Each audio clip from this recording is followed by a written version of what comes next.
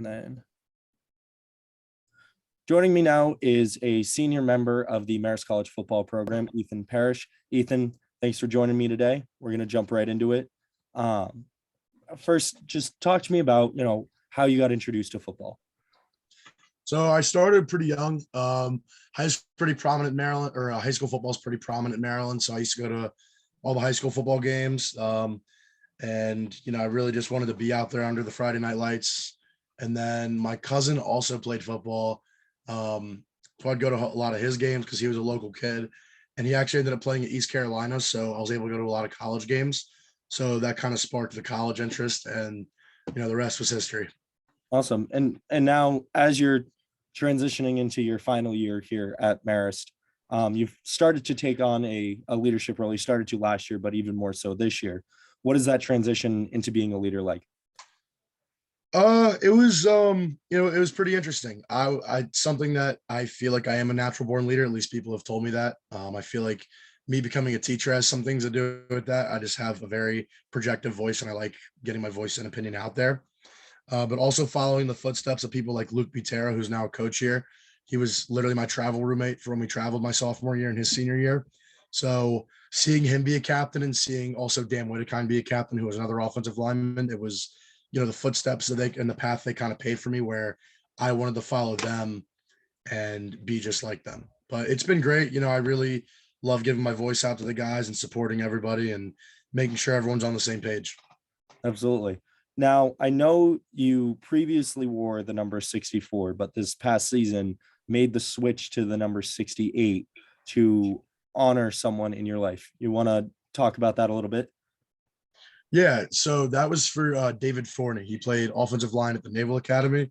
So he grew up in my town in Maryland, and I went to school. We were in the same grade as his little brother. So him and I grew up together, played baseball and football, and his dad was even our baseball coach. So I used to go watch him play a lot. He played at Georgetown Prep, and he then ended up at the Naval Academy. So I followed his career. I literally used to watch his film on Huddle and break it down and go kind of like this was kind of like the blueprint of a successful offensive lineman because he was first team all conference at Navy and was literally getting ready for a pro day. But then right before, I believe it was a month out of his pro day in February of 2020, he was actually found dead in the barracks of the Naval Academy. So I wanted to find a way to be able to honor his career because of how much of a mentor he was for me.